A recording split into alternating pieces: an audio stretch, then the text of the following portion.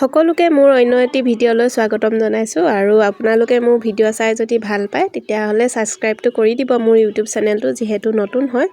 এয়া ৰাতিপুৱা সময়ত আমি আগবেলা সময়ত ৰুটিয়ে খাওঁ, সেইবাবে মই ৰুটি বনাব লৈছোঁ। তো ভাইটিয়ে ক'লে যে দে মই ৰুটি বেলি দিওঁ, তই পুৰি যা, কাৰণ সময়ো হৈ গৈছে, আগবেলা সময় পাৰ হৈ গ'লেতো আকৌ ভাত খাব লাগিব, সেইবাবে সোনকালে দুইটা মিলি কৰি লৈছোঁ।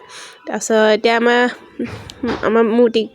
আমাৰ টিকিলাও আহিছে, টিকিলাই কৈছে ময়ো বনাম তাকো আটা ঘোলা এটা দি দিছোঁ, সিও তলত বহি লৈ ৰুটি বনাইছে।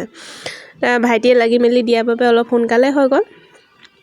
আৰু মই এইফালে আমি কিন্তু তেল দিয়া ৰুটি খাই বৰ ভাল পাওঁ, এনেকৈ পুৰি বনাই দিলেও খাই ভাল পাওঁ, আৰু তেল দি পিনে যদি অলপ তেল লগাই দিয়ে সেই তেনেকৈ ৰুটি খায়ো বৰ ভাল পাওঁ। আকৌ এইফালে চালোঁ ৰুটি খাবলৈ কাৰণে একোৱে নাই, আকৌ ৰুটি খাবলৈ কাৰণে মই আলু দুটা ভাজি ল'লোঁ কাটি মেলি, এতিয়া আলুৰ লগতে খাম। তাৰপিছত দুপৰীয়া সাজৰ কাৰণে সেইদিনাখন যিটো কলডিল বনাইছিলোঁ আকৌ তাৰে এডোখৰ থৈ দিছিলোঁ, সেইডোখৰ আজি বনাম বুলি ভাবিছোঁ দুপৰীয়াৰ কাৰণে।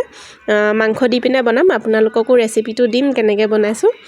আৰু এইফালে মোমায়েকে আকৌ ভাগিনীয়েকক নাচিবলৈ শিকাইছে, যিহেতু মোৰ ভাইটি ডান্স শিকায়। তাৰ আজি ছুটি আছে বাবে আজি ঘৰত আছে, সেইকাৰণে মোমায়েকৰ লগত কেনেকৈ মস্তি কৰিছে দেখিছেনে। যেনেকৈ নাচিব শিকাইছে তেনেকৈয়ে নাচিছে, একদম বৰ ধুনীয়াকৈ, আৰু খুব ভাল পায় এনেকৈ নাচ গান কৰিলে মানে সি। আৰু তাৰ মানে অকণমান এক্টিভ।